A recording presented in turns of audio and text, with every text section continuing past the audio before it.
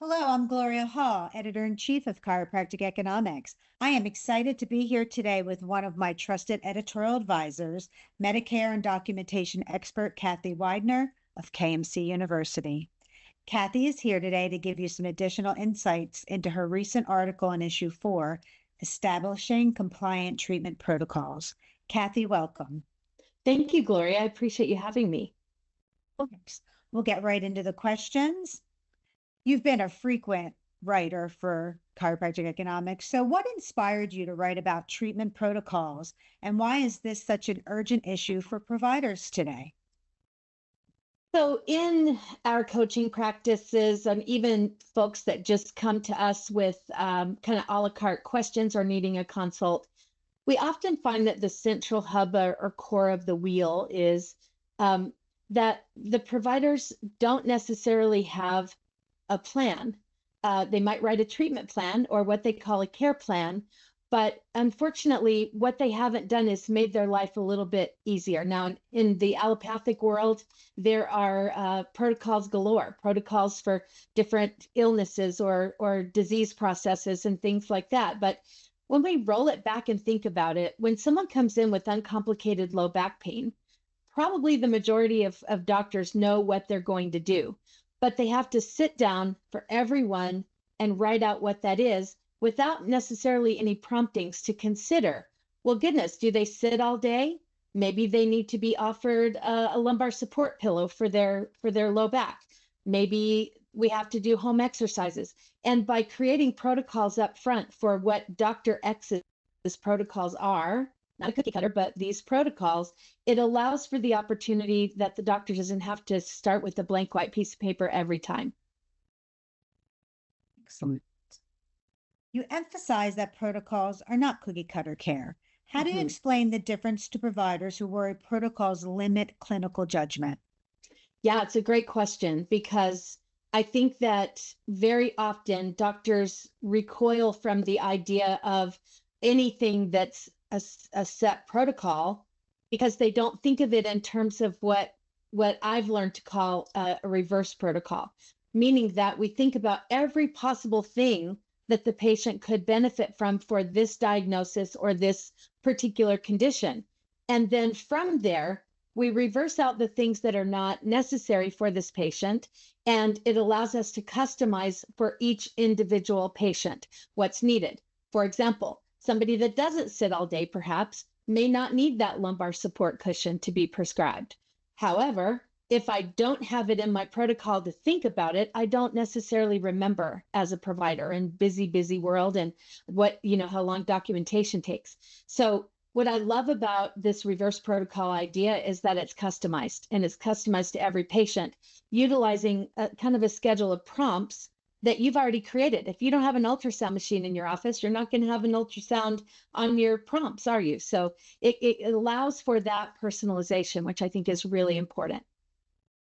Excellent. Can you walk us through the reverse protocol method and why it's so effective for busy practices? Sure. It's kind of a multi-step process that you can think about, where we begin by just thinking about sets of diagnoses. We have a model that takes us through cervical, takes us through lumbosacral, and then takes us through unusual or extremity or other types of things. And what are the most common conditions? So sprain strains versus uncomplicated cervicalgia, lumbalgia, through even more complicated disc or degenerative conditions. And it allows the provider to sit down and think about for each of those things, what is the length of time that is most normal? Most doctors, they're experienced. They draw from their own experience on how long a typical diagnosis takes to return to health again. And so they can estimate and at least have an idea of mild, moderate, severe, etc. And then it allows them to think about how long that would normally take, what we call in treatment planning, frequency and duration. So the estimated duration of the full episode of care, and then what does that frequency look like? Then they can come back and say, for this type of a condition, these are all the things that are possible, even down to prescribing some pain relieving nutraceuticals, perhaps if they do supplements in the practice, providing an ice pack, whatever it may consider to do. And again, all of these things, once they're laid out, they're done.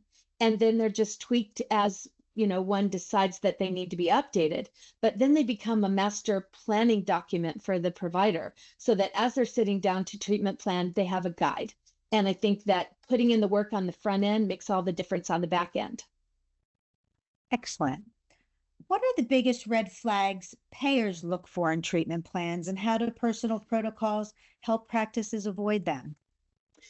Well, we know now that we know now that insurance companies are utilizing AI more and more. We're hearing it everywhere, and they can look for patterns. And we know that billing patterns and diagnosis patterns are very easy for them to look for because they're included on claims. So without ever seeing the doctor's documentation, they can still see these patterns. Interestingly, I just went to an on-site visit in a doctor's office the last couple of weeks, and the provider only used segmental dysfunction codes and a pain code, nothing else. And I find it hard to believe that in their very busy practice, there wasn't something more involved, any sprains, any strains, any degenerative conditions.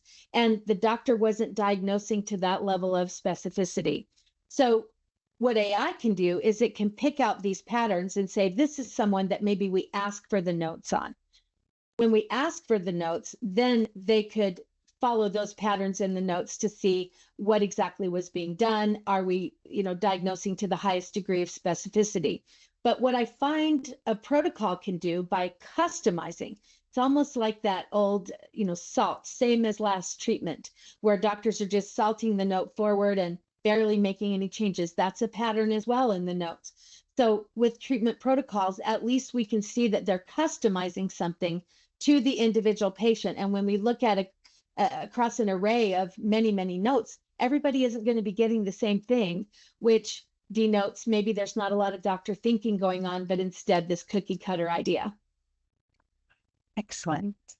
All right, last question. What role does staff training play in successfully implementing personal protocols across a practice?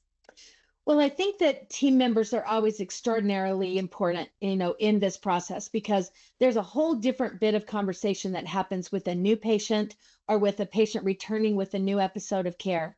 And so the action steps that have to happen along the way to establish that episode with that foundational visit, team members can really do a lot to support the doctor in that. The doctor will always be making the clinical decisions. And by setting out their thoughts into this sort of protocol idea first, that does allow for the doctor to save time. Then the team member, when they see what the treatment plan looks like, can also support the doctor in making sure the patient is scheduled appropriately. If they're supposed to have active rehab, make sure that's something that time has been allotted for in the visits, and it becomes a lot more of a team effort.